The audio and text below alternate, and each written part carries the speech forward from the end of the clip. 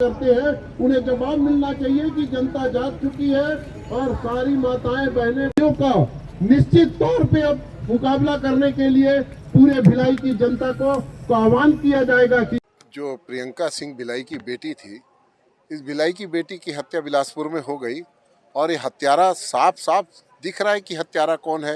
हत्यारा पकड़ लिया गया है, लेकिन जांच जो है वो संदिग्ध हमको नजर आ रही थी, जैसे उनके दादाजी ने बताया।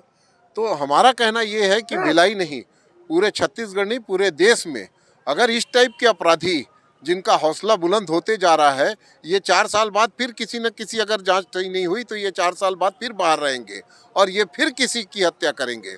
तो ऐसे हत्यारों के अंदर एक कानून का डर, एक सजा का डर जरूरी है। इसलिए ऐसे व्यक्ति को फांसी की सजा मिलनी चाहिए जिसने एक बेटी की हत्या की है।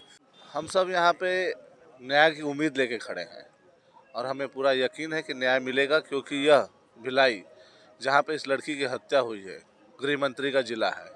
अगर गृह मंत्री अपने ही जिले में अपनी बेटियों को सुरक्षित नहीं करेंगे तो राज्य में क्या सुरक्षा दे पाएंगे। इसी के लिए हम यहाँ सब खड़े हुए हैं, इनको ध्यान आकर्षण कराने के लिए कि देखिए, इस न्याय को दिलाइए, क्योंकि अगर कानून की प्रक्रिया में जाएंगे तो कई साल लग जाएंगे। कानून अपना प्रक्रिया जरूर करे, पर इतना जल्द करे जिससे फैसले से परिवार को भी सुकून मिले। इतना दर्द जो हुआ है उसको कम से कम एक राहत दे पाए, ऐसा कानून का हिसाब किताब रहना चाहिए।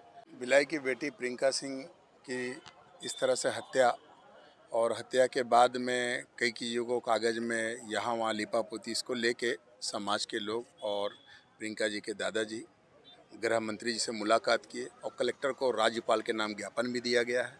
चूँकि फास्ट ट्रैक में इसका सुनवाई हो और से जल्द सुनवाई हो और फांसी की समाज मांग करता है कि फांसी की सज़ा दी जाए, ताकि किसी की बेटी के साथ में इस तरह से हरकत और इस तरह का ना हो। क्योंकि जो हत्या हुई है, चूँकि वो प्री निकाल ली थी, आगे फिर वो आईएएस बनती, तो परिवार का एक सपना था और सपनों के साथ परिवार चल रहा था, वो सपना टूट गया।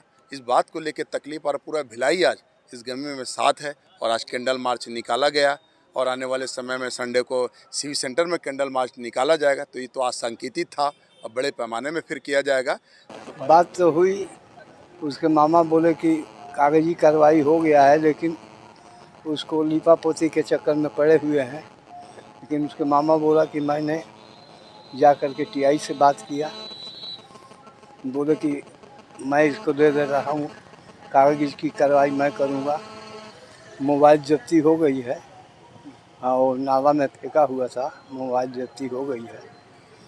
अब मेरा यही कहना है कि कहीं तरफ से पोता पोती ना हो, उसको जल्द से जल्द कार्रवाई की जाए और उसके फांसी देने का ही काम है। उससे हम लोग यही न्याय हम मांगते हैं कि उसका फांसी हो। बेटी थी, मेरे बड़े भाई की लड़की थी।